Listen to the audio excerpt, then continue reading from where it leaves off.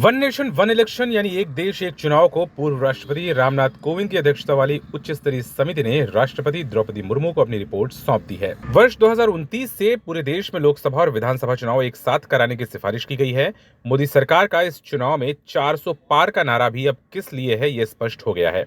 दरअसल एक देश एक चुनाव के लिए संविधान में संशोधन करना होगा और 2/3 बहुमत वाली सरकार ही ये काम कर पाएगी। 18,626 पन्नों की इस रिपोर्ट में समिति ने देश में एक साथ लोकसभा विधानसभा चुनावों के लिए संविधान में संशोधन की सिफारिश की है। कोविंद की अध्यक्षता वाली इस समिति ने देश में एक साथ चुनाव कराने के लिए राष्ट्रपति से संविधान के अंतिम 5 अनुच्छेदों में संशोधन की सिफारिश की है।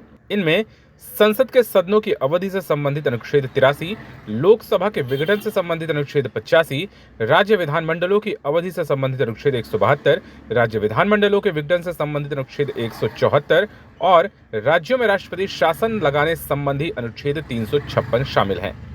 समिति की ये रिपोर्ट 191 दिनों के शोध कार्य का परिणाम है। इसमें कहा गया है कि पहले चरण में लोकसभा और विधानसभा के चुनाव एक साथ कराए जा सकते हैं। इसके बाद 100 दिन के भीतर दूसरे चरण में स्थानीय निकाय चुनाव कराए जा सकते हैं। समिति की रिपोर्ट में लोकसभा, विधानसभा और स्थानीय निकाय चुनावों के लिए एक मतदाता सूची रखने की सिफारिश भी शामिल है।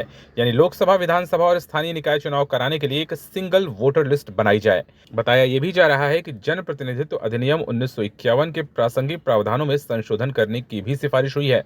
लोकसभा से लेकर स्थानीय निकाय चुनावों तक सभी चुनावों पर लगभग 10 लाख करोड़ रुपए का खर्चा आता है, जिसे मतदान की अवधि घटाकर 3 से 5 लाख करोड़ रुपए तक कम किया जा सकता है। आकलन के मुताबिक जहां 2024 में लोकसभा चुनाव पर 1.25 लाख करोड़ रुपए खर्च होने का अनुमान है, वहीं सभी विधानसभा चुनाव एक साथ होने पर 3 लाख करोड़ रुपए खर्च हो सकते हैं। वीडियो पसंद आया हो तो इसी तरह की तमाम खबरों को देखने के लिए हमारा YouTube चैनल लाइक और सब्सक्राइब जरूर करें।